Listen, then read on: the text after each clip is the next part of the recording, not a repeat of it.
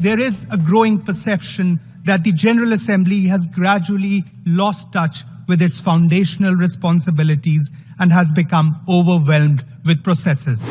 In the backdrop of the prevailing global scenario, the calls for reformed multilateralism enjoy considerable support amongst UN member states.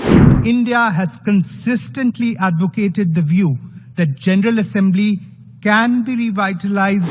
India believes that multilateralism, rebalancing, fair globalization, and reformed multilateralism cannot be kept in abeyance for long. Mr. President, I thank you for convening this meeting on this important issue today. While registering my delegation's appreciation for the work done by the permanent representatives of Australia and El Salvador as the leaders of the co-chairs of the ad hoc working group on the work of the revitalization of the General Assembly, my delegation would also wish to congratulate Her Excellency, the permanent representative of St. Lucia, and His Excellency, the permanent representative of Romania, for their appointment as the new co-chairs of the ad hoc working group on the revitalization of the work of the General Assembly for the 78th session of the UNGA. While aligning ourselves with the statement delivered by Algeria on behalf of the non-aligned movement, we also wish to deliver these additional remarks. Mr. President, the primacy and legitimacy of the General Assembly flows from the inclusive nature of its membership and the principle of sovereign equality of all its constituents. In these turbulent times, the universal character of the General Assembly and the moral weight of its decisions and opinions cannot be overemphasized. However, as pointed out by the President of the General Assembly when he opened this meeting last week, and I quote, "At a time when questions about the relevance of the UN itself and therefore about its very existence are echoing louder," unquote, there is a growing perception that the General Assembly has gradually lost touch with its foundational responsibilities and has become overwhelmed with processes. Moreover, the attempts to discuss thematic issues in the Security Council has also undermined the role and authority of the General Assembly.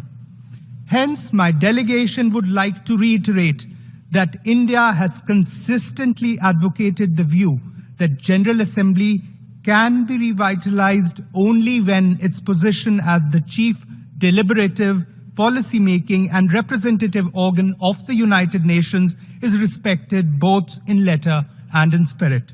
We must admit that some of the blame lies with the General Assembly and its member states for having allowed its relevance to be diluted despite being the collective voice of all nations. The General Assembly should take the lead in setting the global agenda and restoring the centrality of the United Nations in formulating multilateral approaches to resolving transnational issues. This was the role intended for the Assembly in Article 10 of the UN Charter, namely that it discuss any questions or matters within the scope of the present Charter or relating to the powers and functions of any organ provided for in the Charter, that is the Security Council, the Economic and Social Council, the Trusteeship Council, ICJ, as well as the Secretariat, except as provided for in Article 12. Mr. President, for a revitalized General Assembly which is in tune with the challenges of our times, we need to draw inspiration from the high standards the General Assembly set for itself right at the beginning of its journey. With the passage of time, there have been several occasions when the General Assembly has led from the front while setting a global agenda.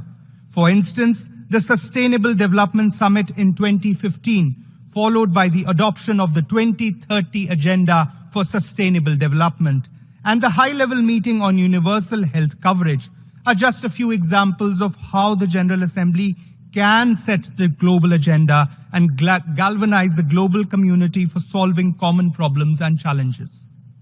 We hope and expect that same would remain the outcome with regard to the ongoing deliberations with regard to the Summit of the Future, which is to be held next year. We also hope that various streams of our common agenda process will be deliberative in an inclusive manner, and decisions will be taken by consensus to ensure their effective implementation. Towards this end, we continue to call for more effective working methods and better and inclusive engagement among member states during the negotiation processes underway in the General Assembly. Mr. President, while we have made some progress in revitalization of the General Assembly, there is still a long way to go. Taking a leaf out of one of the chapters of the Summit of the Future deliberations, which is aptly called Transforming Global Governance, my delegation feels it would be remiss not to mention that a key tenet of this transformation must be the revitalization of the General Assembly. India believes that multilateralism, rebalancing, fair globalization, and reformed multilateralism cannot be kept in abeyance for long. Nevertheless, as we speak, we see the UN apparatus, especially the Security Council, crumbling under the weight of 21st century geopolitical realities, which consequently has turned some of the tide towards the General Assembly, giving us more face time and traction, where the voice of Global South is a formidable force, unlike what is the case in the Security Council. In this context also, we need a new orientation for reformed multilateralism, which was one of the key priorities during India's Security Council presidency last year in December.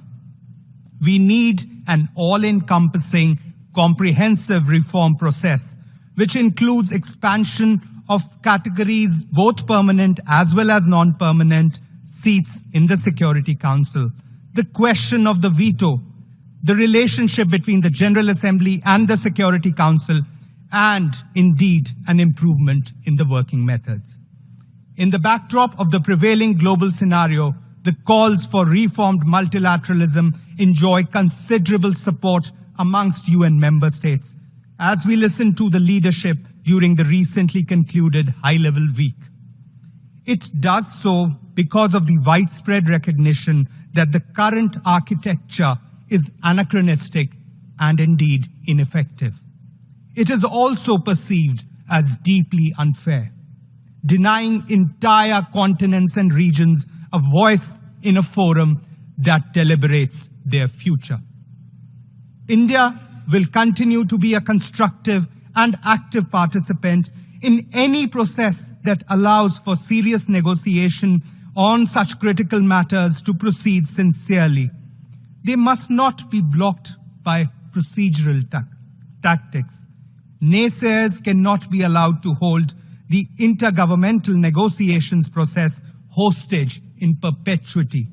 And it is of paramount importance to ensure that the IGN process that started 14 years ago deliver concrete outcomes through a text-based process within a fixed time frame. Finally, Mr. President, let me reassure you that you can count on my delegation's positive support and participation on revitalization, the work of this August General Assembly. I thank you, Mr. President.